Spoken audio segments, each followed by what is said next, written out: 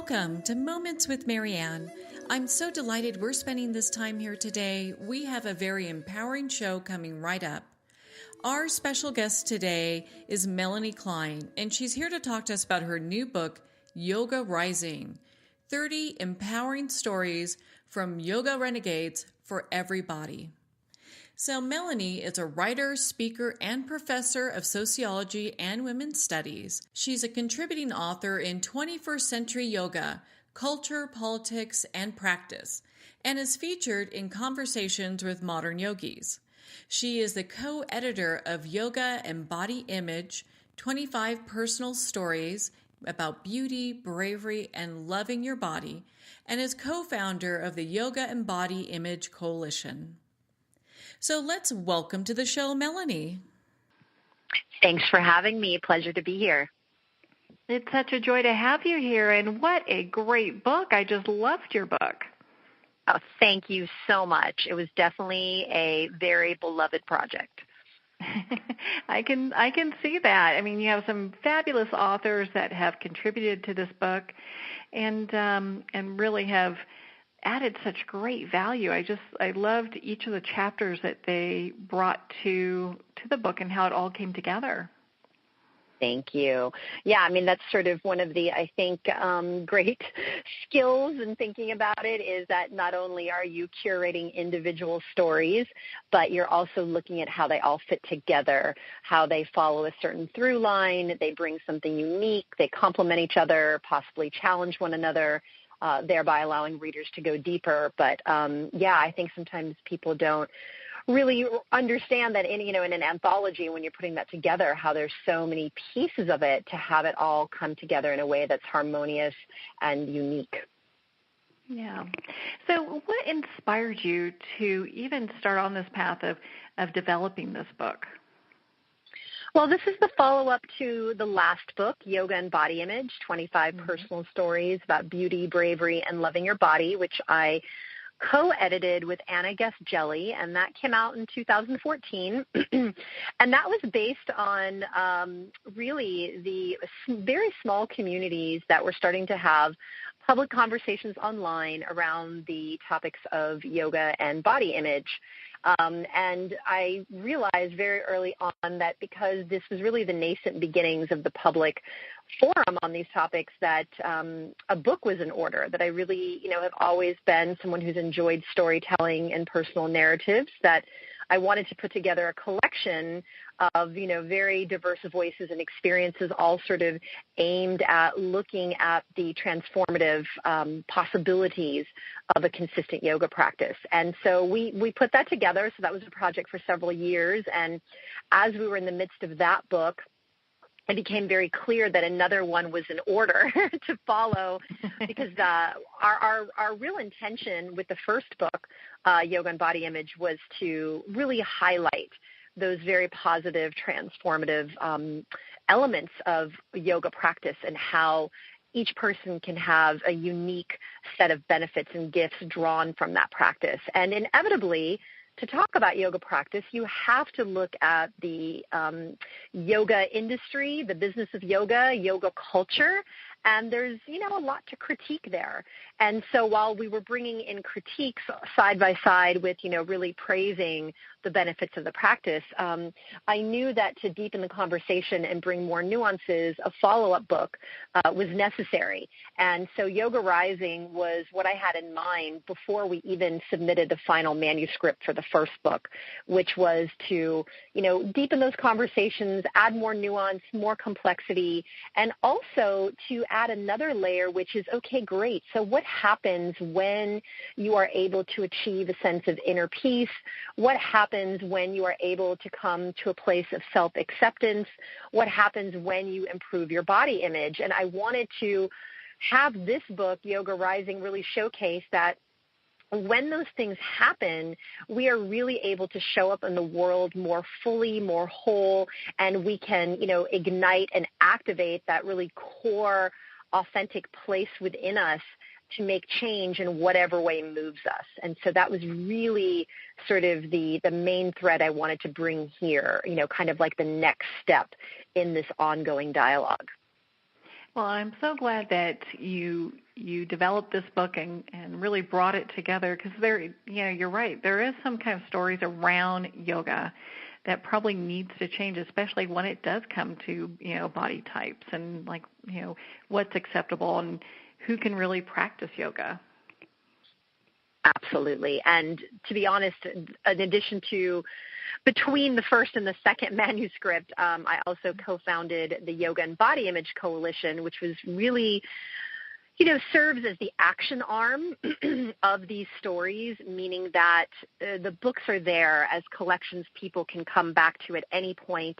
You can really open both Yoga and Body Image and Yoga Rising at any point in the book, pick something out and read one of those short essays, or you can read them as a whole, and they're always there, right, to sort of prompt you into inquiry and, really kind of thinking about your own process, to inspire. And then the coalition was really there to specifically work on an active level, on a grassroots level, to challenge, disrupt, current mainstream yoga imagery and the very one-dimensional representations that we see not only of yogis and yoga bodies, but also the narrow representation of yoga practice itself, that somehow it's only vinyasa flow, and aggregate all of the voices doing work around this into a collective that would be taken more seriously by the industry, that would be able to create more change. And our first campaign that's been ongoing now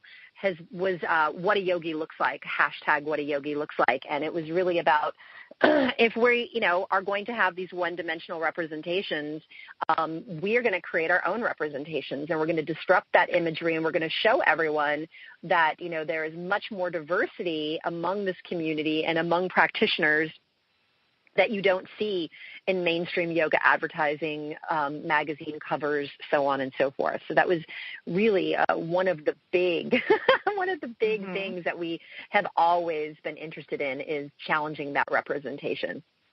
I'm so glad that you're doing that, because when you go to a yoga class, at least when I go to yoga class, there are people there of all shapes and sizes, ages, you name it.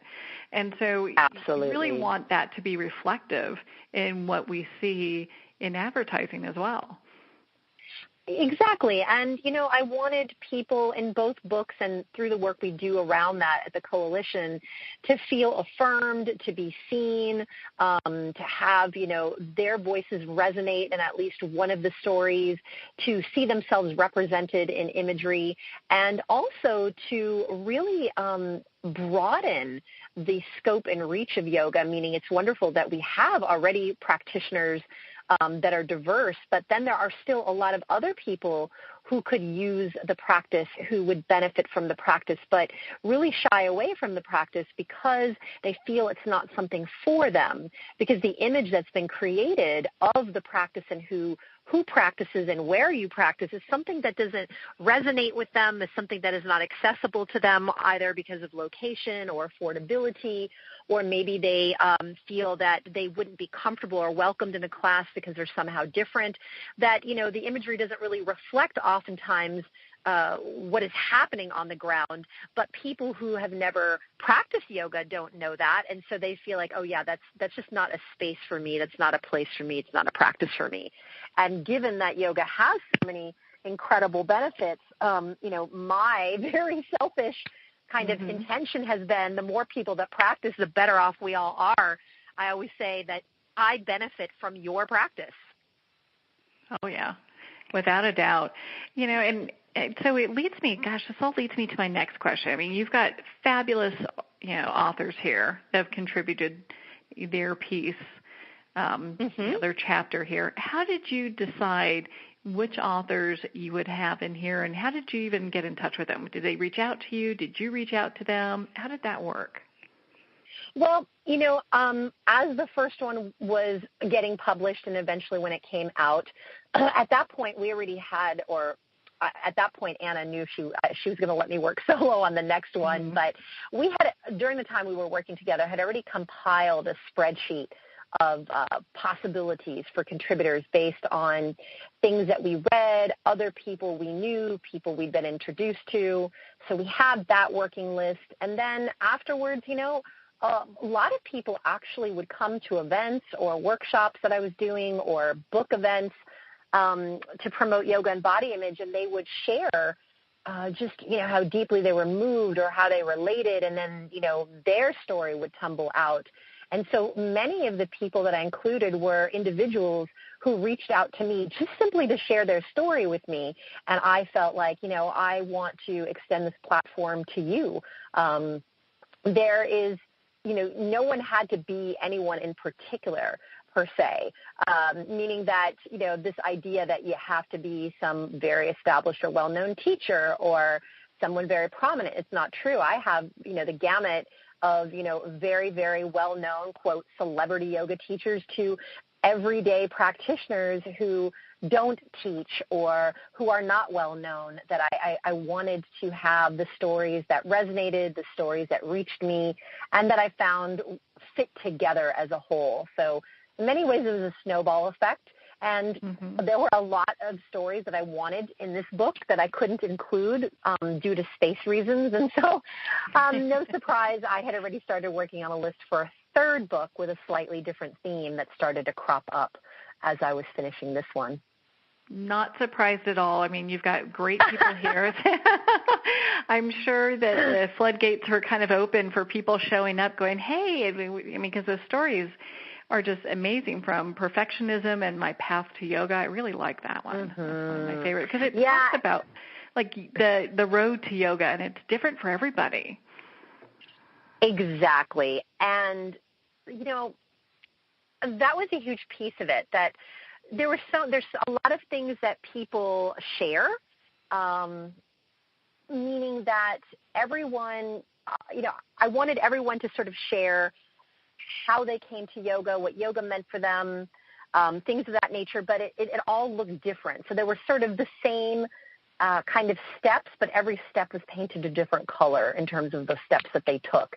And I find that compelling to hear those stories. I love the personal narrative. I've always been drawn in. My grandfather was a storyteller, and I just couldn't wait until at night when he would tell me stories and I could listen. And I've always loved to hear other people's stories. So it was just such a pleasure to put this together and to work so intimately with people. And, I felt really honored that they shared this in such a profound way and were willing to share that with others. So I sort of got hooked on, being this collector of stories and creating a platform for them to be shared.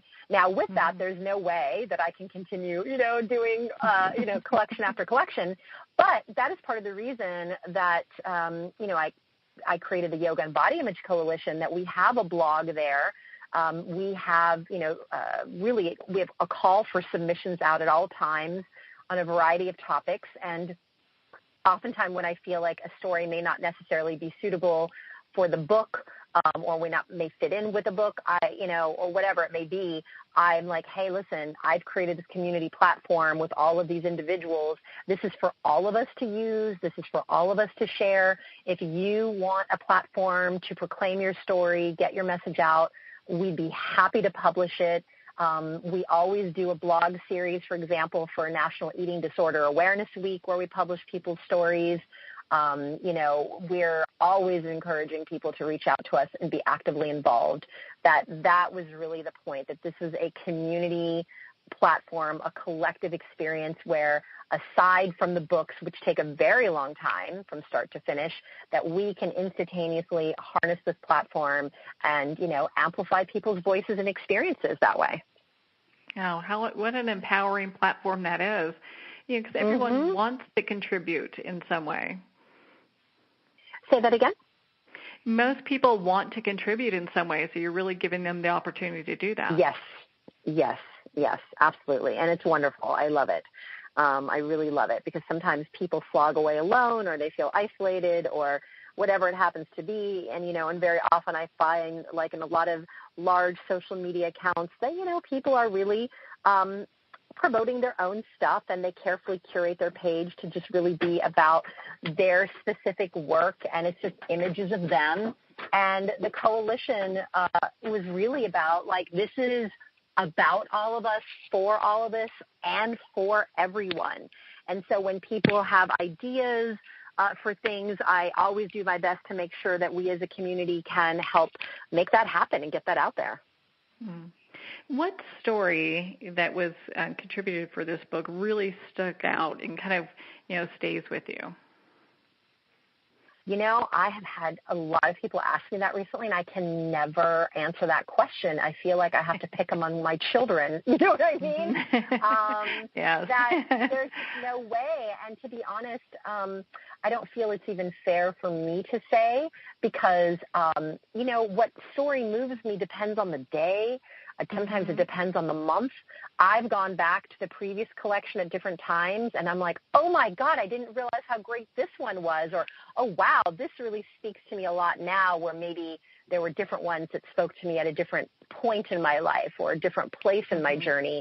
And I also know that my journey and my experiences are going to be so different from, other readers that for me to say this is the one that resonated with me, it could be something totally different for them, and I don't want to lead people into any direction.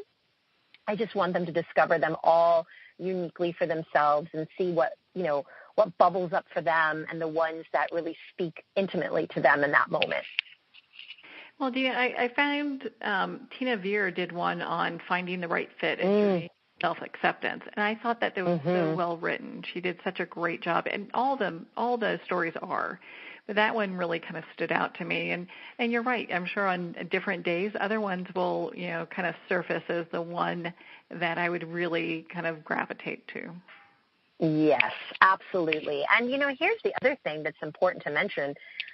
Not everyone who contributed identifies as a writer at all. And that was important for me, too. Like, it was really important for me to not seek out writers per se. Now, listen, there are some people who are clearly are writers. They identify as writers. You read them and it's like, oh, this is a writer writing this per se.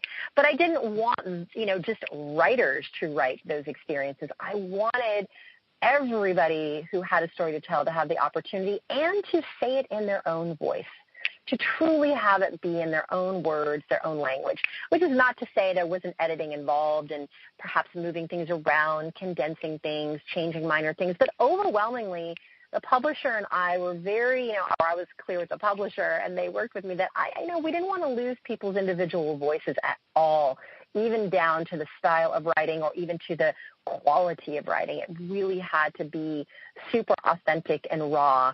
And, that made a lot of sense to me on many levels, including that, when it comes to representation, I am so, against this complete overhaul of any humanity that you'll ever find in a picture where every pixel has been digitally altered, that I didn't want to do that, from the images to the words. I wanted them to be very authentic, raw, and real. Well, and that leads me to one of the other stories that kind of stood out was Rosemary Harvey. I didn't get a yoga body. Harvey. Oh, yes, Roseanne Harvey. I did not get a yoga body in 21 days. And, a lot of people go into yoga and think, gosh, I'm going to be just like, yoga master in 30 days or something like that. Yeah, no, I love hers because, we have to understand that there are, a lot of marketing tools out there right now and marketing ploys and plans where, yoga has now been incorporated into the larger discourse, which so often is about weight loss and changing yourself and getting a shredded, six-pack or whatever. And it's like, for me, what was so great about yoga is it was a reprieve from all of that when I first found the practice, which was now, it's been 22 years. I had been assaulted with those images and messages my whole life as a young woman, that being in a yoga class was the first time that I had really been able to, go into movement and breath without this sort of sense of competition or changing or punishment or guilt or what I should look like. And, it bothers me because I feel there's really no place in yoga practice for the messages that we're constantly being confronted with elsewhere, that I really feel it should be a sacred place devoid of those, marketing plans. And, unfortunately, people know there's a lot of money to be made with, the identity of a yoga, with the yoga practitioner, the stereotypical yoga body, that they can sell a lot of things with that imagery, with those symbols. And what I loved about Roseanne's is, listen, maybe someone did that 21-day program and did get the, quote, stereotypical yoga body, but they, first of all, probably are genetically inclined for it. You know what I mean? Maybe they were already very close to that. And then it's like, okay, sure, can a few people achieve this particular thing, which I don't even think is a goal anyway? Yes.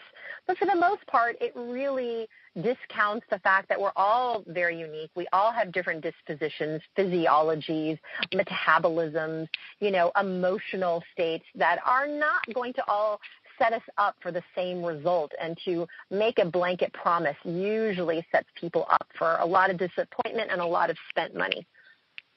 Well, and you even had an author, kind of her chapter was about rebirth and reconnection, my journey with cancer. Yes. Yes. And Dana, she's one of the examples of someone who was referred to me. I had Lauren Eckstrom. Okay, so I'm going to go back a little bit. Lauren Eckstrom, when I founded the coalition, had reached out to me and was really compelled by the work and said, I do fit the stereotype of the yoga body. And, and I oftentimes get body shamed and harassed, and there's assumptions made about, what I eat, what I don't eat. And so she came to me to connect on that level. And so I invited her to write her story, which is the one, privilege makes the world go round. She wrote that, which was very vulnerable.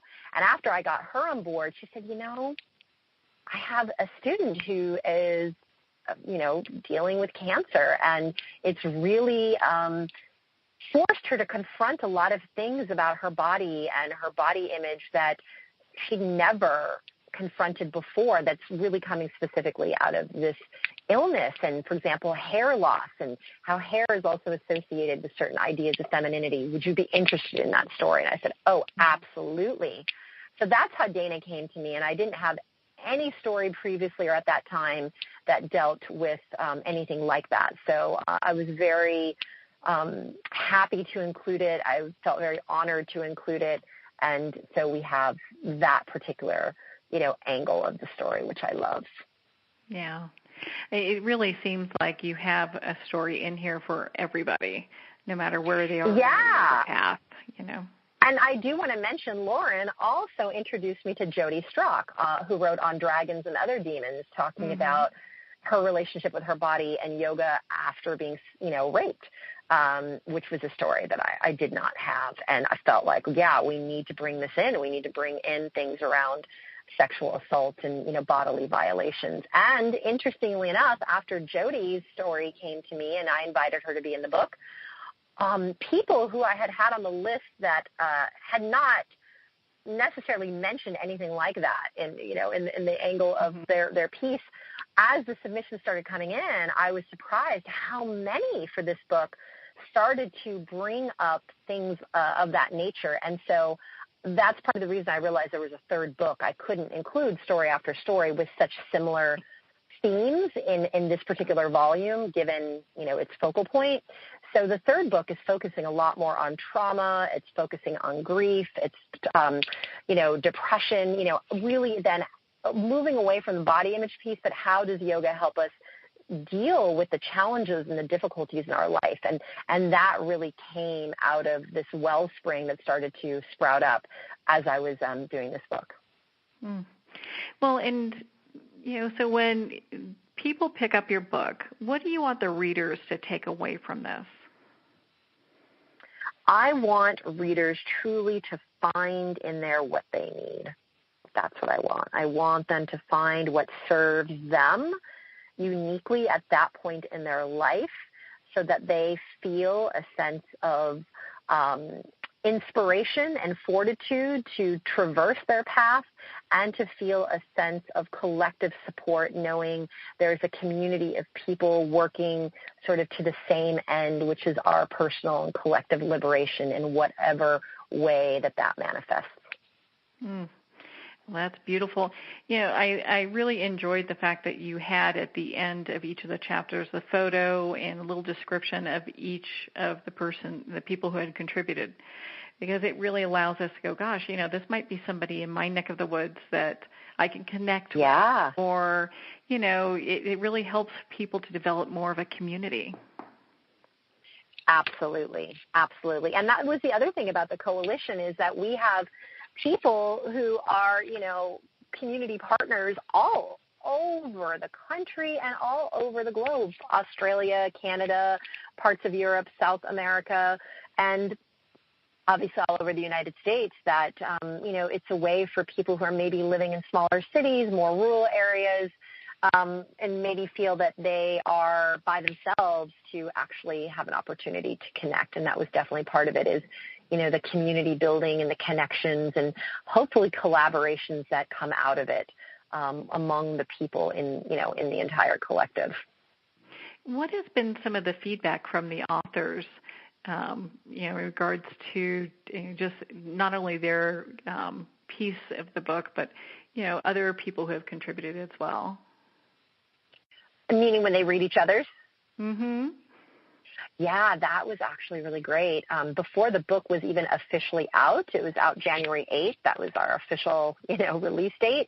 But the book started shipping earlier, and I actually got quite a few of the book contributors who are in Yoga Rising saying, oh my goodness, I've started reading the other stories and I'm learning so much, and my eyes have been opened in a new way, that it's been this beautiful process of their really finding, fresh things and new perspectives, new lessons, new, points of insight in each other's work. And I appreciated that they came to me and shared that with me, because it made me feel like, okay, great.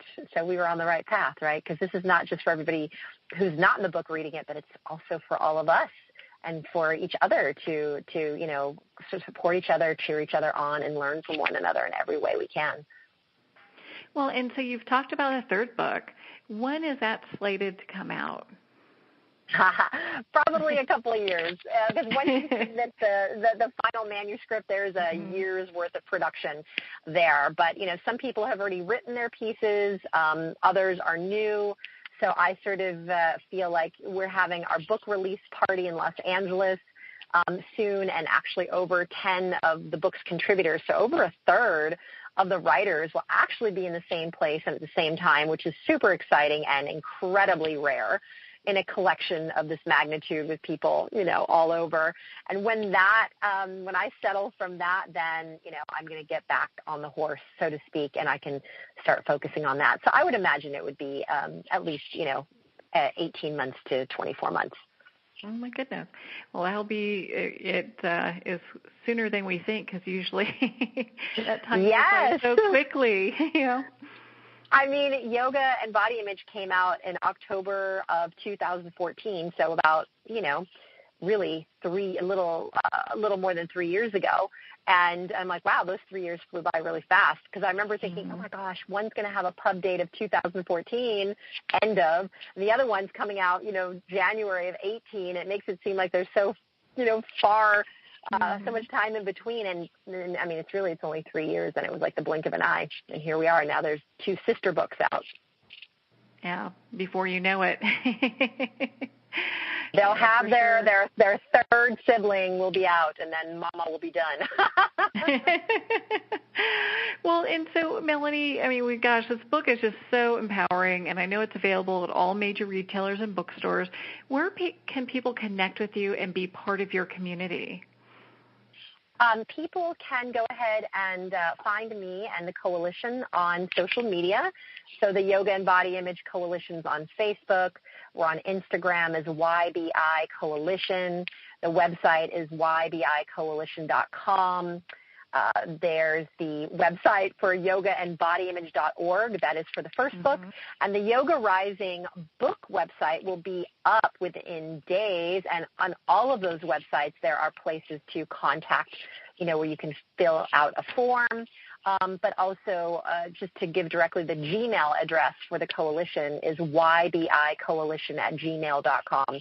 So that would be a way to reach me and the community. And there's even a place on the website where it talks about community partners, that if people are interested in officially becoming a community partner, there's a short form that people can fill out where they tell us about their work and what they're doing and their interests, because we want to make sure that everyone has a similar orientation to the work, not someone's like, I'm body positive and I'm using it to sell diet products, just checking to make sure we're all on the same page. We all have the same mission. And then, we onboard people and we welcome all of their ideas, whether it's for, social media campaigns, live events, virtual events, anything people can dream up. We are happy to work as a community to make that happen around, our guiding principles and themes. Making that all move forward. Well, Melanie, thank you so much for taking the time to be on the show with us here today.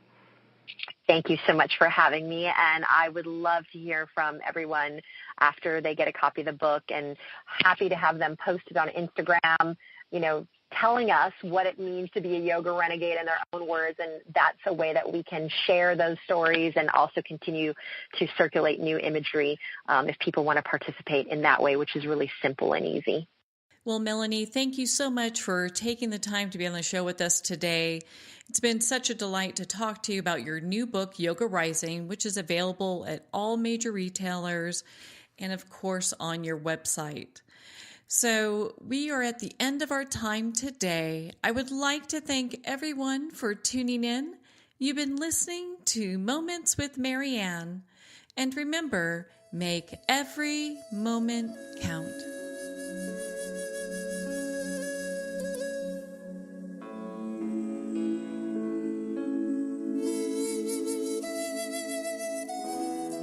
In a single moment, your life can change. Moments with Marianne is a transformative hour that covers an endless array of topics with the best of the best. Her guests are leaders in their fields, ranging from inspirational authors, top industry leaders, and business and spiritual entrepreneurs. Each guest is gifted and a true visionary, a recognized leader in her own work, and while teaching others to develop, refocus, and grow, Marianne will bring the best guest and sometimes a special surprise. Don't miss this. You never know just which moment will change your life forever. Moments with Marianne airs every Thursday, Friday, and Sunday at 8 p.m. Eastern, 6 p.m. Mountain Time. Make sure to tune in and visit momentswithmarianne.com for more information.